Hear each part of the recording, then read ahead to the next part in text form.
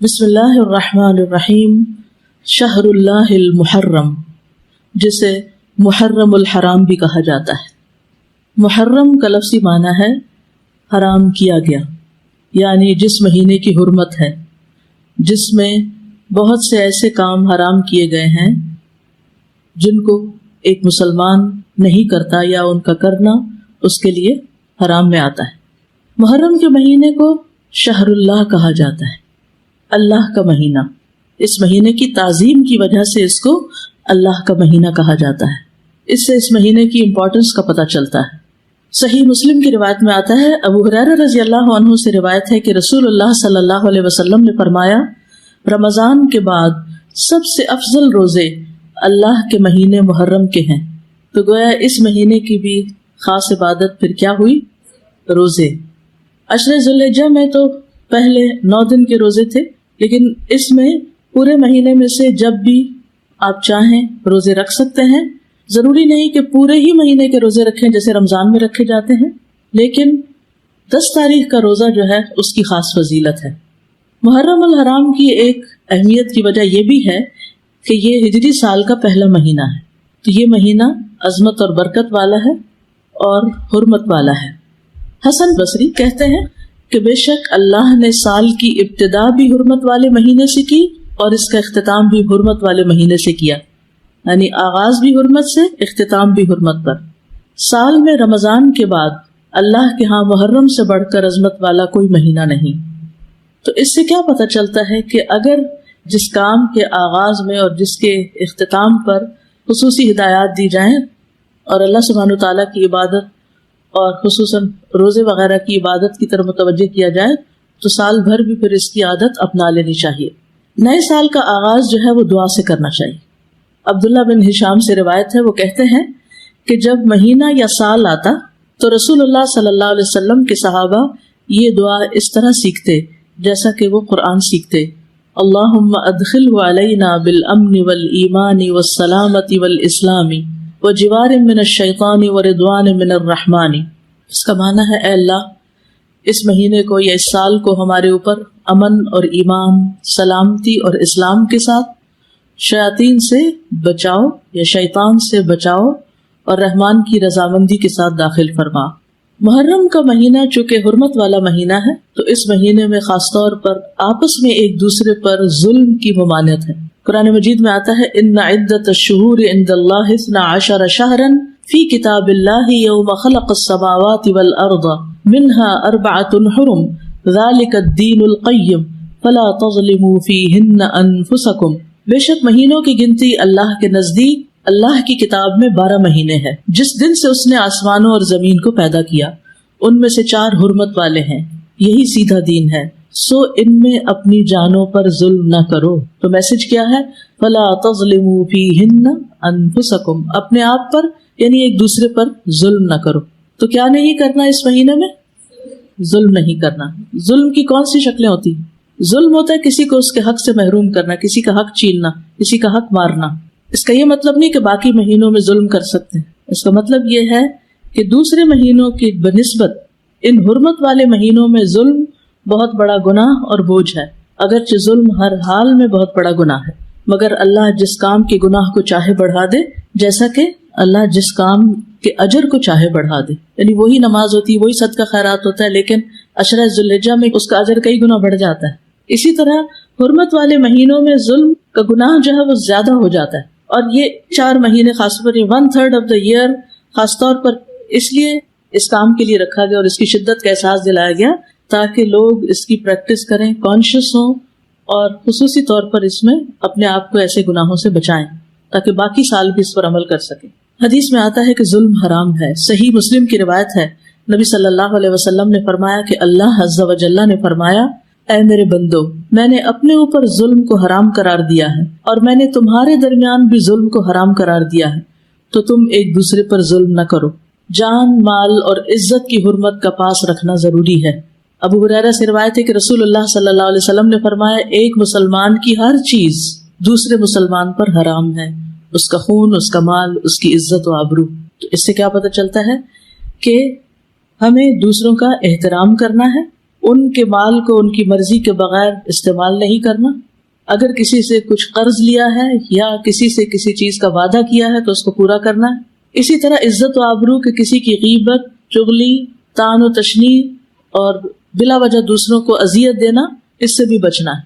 یعنی اس کا یہ مطلب نہیں باقی دنوں میں غیبت حرام نہیں، لیکن ان دنوں میں خصوصی طور پر اس سے بچنے کی پریکٹس کرنا ہے، کیونکہ اس میں ایسے کاموں کا گناہ اور زیادہ بڑھ جاتا ہے. ابو ہریرہ رضی اللہ عنہ سے مروی ہے کہ نبی کریم صلی اللہ علیہ وسلم نے فرمایا، مسلمان وہ ہوتا ہے جس کی زبان اور ہاتھ سے دوسرے مسلمان محفوظ رہیں، اور مومن وہ ہوتا ہے جس کی طرف سے لوگوں کو اپنی جان اور مال کا امن ہو. مومن کون ہے؟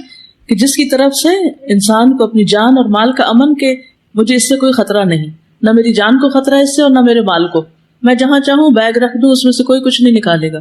تو جو کسی کی کوئی چیز دیکھ کے بھی اس کی ہاتھ کی ریچ میں بھی ہونے کے باوجود اس سے پرہیز کرتا ہے، یہ دراصل اس کے ایمان کی وجہ سے. ابن عمر سے روایت ہے، نبی صلی اللہ علیہ وسلم نے فرمایا، سب سے بڑے گناہ یہ ہیں، وہ آدمی جس نے ایک عورت سے شادی کی، اس سے اپنی حاجت پوری کی، پھر اسے طلاق دے دی اور اس کا حق کے مہر ہڑپ کر لیا، مہر ہی نہیں دیا اس کو. تو بیوی کو اس کا مہر نہ دینا یہ بھی ظلم کی ایک قسم ہے، کہ اس کو نان نفقہ نہ دینا اور اس کا حق ادا نہ کرنا.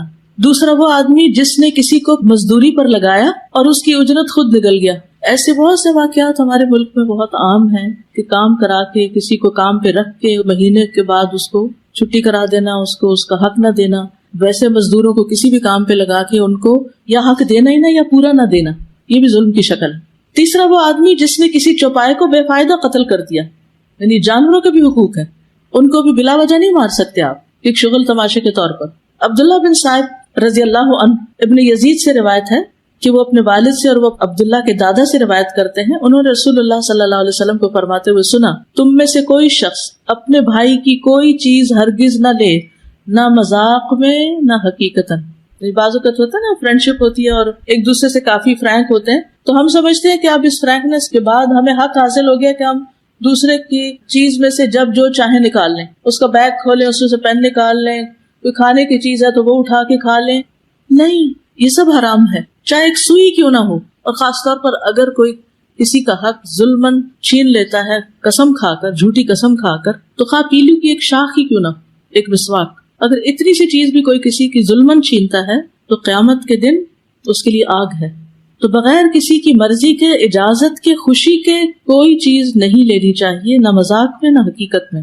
اچھا بعض اوقات ایسا ہوتا ہے نا، مثلا کسی نے کوئی انگوٹھی پہنی ہوئی ہے، کوئی زیور پہنا ہوا ہے، اچھا ذرا دکھانا مجھے، میں ذرا پہن کے دیکھوں کیسی لگتی ہے. اچھا پہن ہی دیکھے، مجھے تو بہت اچھی لگی، اچھی لگ رہی ہے نا، چلو تھوڑے دن میں پہن لیتی ہوں. ایسے نہیں کر سکتے آپ. مسلمان کی عزتوں کا پاس رکھنا.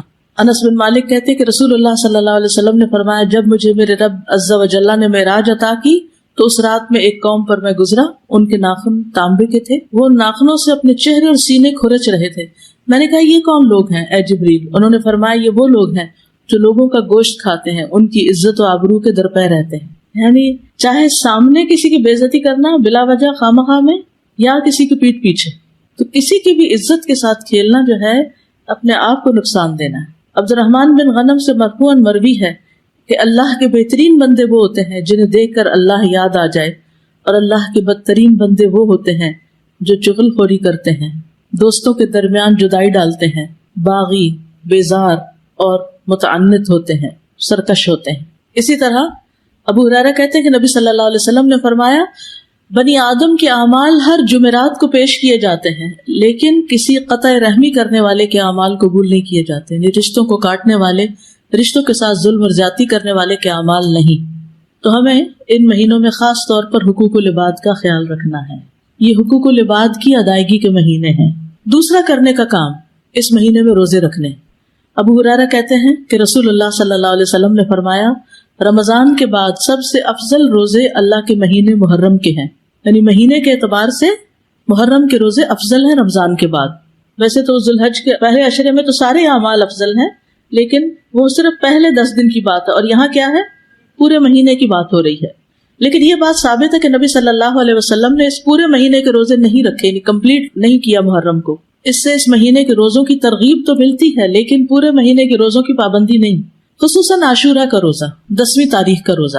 جب آپ سے اس دن کے روزے کے بارے میں پوچھا گیا تو آپ نے فرمایا، یہ روزہ گزرے ہوئے 1 سال کے گناہوں کا کفارہ بن جاتا ہے. یعنی پچھلے محرم سے لے کے اب تک کے جو گناہ ہوں گے وہ انشاءاللہ معاف ہوں گے. صغیرہ گناہوں کی طرف اشارہ ہے. 10 تاریخ جو ہے اس مہینے کی وہ خاص طور پر بہت اہم ہے روزے کے اجر و ثواب کے اعتبار سے. لیکن ہمارے ہاں عموماً عاشورے کا دن حضرت حسین رضی اللہ عنہ کی یاد میں منایا جاتا ہے. وہ ایک تاریخی واقعہ ہے جو بعد میں پیش آیا ہے. تو نبی صلی اللہ علیہ وسلم کے دور سے ہی اس دن کی بڑی اہمیت ہے. یہود اس دن کے بارے میں کہتے تھے ھذا یوم صالح، یہ ایک اچھا دن ہے. بخاری میں آتا ہے ھذا یوم عظیم، یہ بڑی عظمت والا دن ہے. تو 10ویں محرم کیا ہے؟ اچھا اور عظمت والا دن ہے. یہ کعبہ کو غلاف پہنانے کا دن ہے. حضرت عائشہ سے روایت ہے، کہتی ہیں کہ لوگ رمضان کے روزے فرض ہونے سے پہلے عاشورہ کا روزہ رکھا کرتے تھے اور اس روز کعبہ کو غلاف پہنایا جاتا تھا. یہ یہود کی عید کا بھی دن ہے. ابو موسیٰ سے روایت ہے، یہ صحیح مسلم کی روایت ہے، وہ کہتے ہیں کہ اہل خیبر یوم عاشورہ کا روزہ رکھتے تھے. وہ اسے عید کا دن قرار دیتے اور اس دن اپنی عورتوں کو زیورات اور بہترین لباس پہناتے. تو رسول اللہ صلی اللہ علیہ وسلم نے فرمایا تم بھی اس دن روزہ رکھا کرو. یعنی وہ لوگ عید مناتے ہیں تو تم کیا کرو؟ روزہ رکھو. اللہ کے رسول صلی اللہ علیہ وسلم نے اس کے بارے میں فرمایا یقیناً عاشورہ اللہ کے دنوں میں سے ایک دن ہے، یعنی خاص دنوں میں سے ہے. تو جو چاہے اس دن روزہ رکھے، جو چاہے چھوڑ دے. یعنی نفلی روزہ ہوگا، فرض نہیں ہے. رمضان کے روزے فرض ہونے سے پہلے یہ فرض تھا. ابن عباس سے روایت ہے، وہ کہتے ہیں کہ میں نے نبی صلی اللہ علیہ وسلم کو نہیں دیکھا کہ عاشورہ کے دن اور رمضان کے مہینے کے علاوہ کسی دن کو افضل سمجھ کر آپ نے اس دن کا روزہ رکھا ہو، یعنی اس دن کو افضل سمجھا. اب آپ کہیں گے کہ وہ جو 9 ذی الحج والی بات ہے کہ وہ 2 سال کے گناہوں کی معافی ہے، تو اس دن آپ حج کر رہے تھے اور حج کرنے والے 9 تاریخ کو روزہ نہیں رکھتے. یہ نجات کا دن اور شکر کے روزے کے طور پر یہود کے ہاں مشہور تھا. جب نبی صلی اللہ علیہ وسلم مدینہ آئے تو وہاں کے لوگ ایک دن یعنی عاشورہ کا دن روزہ رکھتے. ان لوگوں نے بتایا یہ بڑی عظمت والا دن ہے. اسی دن اللہ تعالیٰ نے موسیٰ علیہ السلام کو نجات دی. قرآن مجید میں پڑھا نا آپ نے، وَإِذْ نَجَّيْنَاكُم مِّنْ آلِ فِرْعَوْنَ يَسُومُونَكُمْ سُوءَ الْعَذَابِ يُذَبِّحُونَ أَبْنَاءَكُمْ وَيَسْتَحْيُونَ نِسَاءَكُمْ وَفِي ذَلِكُمْ بلاء من ربکم عظیم. تو اس کے شکر میں موسیٰ علیہ السلام نے اس دن روزہ رکھا. یعنی سب سے پہلے موسیٰ علیہ السلام نے یہ روزہ رکھا. آپ نے فرمایا میں موسیٰ سے ان کی نسبت زیادہ قریب ہوں، یعنی یہ پیغمبروں کی اطاعت نہیں کرتے اور ان کا حق ادا نہیں کرتے. موسیٰ علیہ السلام مجھ سے زیادہ قریب ہیں. تو آپ نے خود بھی اس دن کا روزہ رکھنا شروع کیا اور صحابہ کو بھی اس کا حکم دیا. دور نبوی میں بچے بھی عاشورہ کا روزہ رکھتے تھے. ربیہ بنت معوذ سے روایت ہے کہ نبی صلی اللہ علیہ وسلم نے عاشورہ کی صبح انصار کے گاؤں میں کہلا بھیجا، جس نے صبح اس حال میں کی ہو کہ روزے سے نہ ہو تو وہ اپنا باقی دن پورا کر لے. یعنی درمیان میں بھی روزے کی نیت کی جا سکتی ہے، نفلی روزے کی. اور جو شخص روزہ دار ہو تو وہ روزہ رکھے، یعنی جسے نیت کر لیا وہ پورا کرے. ربیہ کہتے ہیں کہ اس کے بعد ہم لوگ خود بھی روزہ رکھتے اور اپنے بچوں سے بھی رکھواتے. ہم انہیں اون کا ایک کھلونا دے کر بہلائے رکھتے. جب کوئی کھانے کے لیے روتا تو وہی دے دیتے، یہاں تک کہ افطار کا وقت آ جاتا. یہ تربیت ہے نا، ٹریننگ ہے. اس دن کا روزہ جو ہے یہ مستحب ہے. جابر کہتے کہ رسول اللہ صلی اللہ علیہ وسلم ہمیں عاشورہ کا روزہ رکھنے کا حکم دیتے، ہمیں اس کی ترغیب دیتے اور اس موقع پر ہماری نگرانی فرماتے، یعنی رکھا ہے کہ نہیں. اس کے بعد جب رمضان کے روزے فرض کر دیے گئے تو آپ نے ہمیں نہ حکم دیا نہ منع کیا اور نہ اس موقع پر ہماری نگرانی کی، یعنی نفلی روزہ ہو گیا، مستحب ہو گیا. حضرت عائشہ سے روایت ہے کہ جاہلیت کے ایام میں عاشورہ کے دن کا روزہ رکھا جاتا تھا. جب اسلام آ گیا تو اب جو چاہے اس کا روزہ رکھ لے اور جو چاہے اسے چھوڑ دے. لیکن نبی صلی اللہ علیہ وسلم نے 2 دن کے روزے کا ارادہ کیا، 9 اور 10 کا. عبداللہ بن عباس کہتے ہیں جب رسول اللہ صلی اللہ علیہ وسلم نے یوم عاشورہ کا روزہ رکھا اور اس کا روزہ رکھنے کا حکم دیا تو صحابہ نے عرض کی اللہ کے رسول یہی دن ہے جس کی یہود و نصارہ تعظیم کرتے ہیں. اس پر رسول اللہ صلی اللہ علیہ وسلم نے فرمایا جب آئندہ سال ہوگا تو اگر اللہ نے چاہا تو ہم 9ویں دن روزہ رکھیں گے. کہا اس کے بعد آئندہ سال نہیں آیا کہ رسول اللہ صلی اللہ علیہ وسلم وفات پا گئے. تو افضل کیا ہے؟ 2 دن کا رکھ لیا جائے، 9 اور 10 کا. اور 9 محرم جو ہے بعض کے نزدیک 9 اور بعض 10 دونوں کو عاشورہ کا دن بھی کہا جاتا ہے. پہلا عشرہ ہے نا، اس میں بعض کہتے ہیں 10 اور 11 بھی رکھ سکتے ہیں، لیکن یہ کہ 11 تاریخ کے روزے کی روایت ضعیف ہے.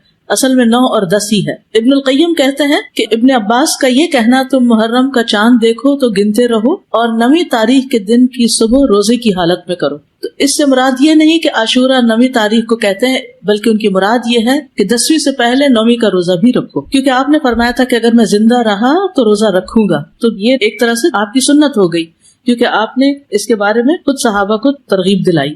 اور یہ جو الفاظ ہیں نا سلسلۃ الاحادیث الضعیفہ کے، کہ اگر میں زندہ رہا تو یوم عاشورہ سے ایک دن پہلے یا ایک دن بعد میں روزہ رکھنے کا حکم دوں گا. یہ روایت ان الفاظ سے منکر ہے، یعنی اس کا انکار کیا گیا ہے، اس کی سند ضعیف ہے. اسی طرح ابن عباس کا بھی ایک قول ہے جو نبی صلی اللہ علیہ وسلم سے وہ روایت کرتے ہیں کہ آپ نے فرمایا یہود کی مخالفت کرو اس طرح کہ ایک دن پہلے یا بعد کا روزہ رکھو، تو اس کی سند ضعیف ہے، تو اس لیے بعد والا نہیں. ابن تیمیہ رحمہ اللہ کہتے ہیں صحیح بات تو یہ ہے کہ 9 اور 10 دنوں کا روزہ رکھنا مستحب ہے، کیونکہ آپ کا آخری حکم یہی تھا کہ اگر میں اگلے سال زندہ رہا تو 9ویں کا بھی ساتھ رکھوں گا. ویسے تو پورے مہینے میں روزے رکھ سکتے ہیں، آپ چاہیں تو 11ویں کا ساتھ رکھ لیں، 3 اکٹھے رکھ لیں، لیکن وہ جو ہے نا فضیلت والی بات اور مستحب ہونے والی بات وہ 9 ہی کی ہے. تو اب آپ کو بات سمجھ آ گئی کہ 9 تاریخ کا جو روزہ ہے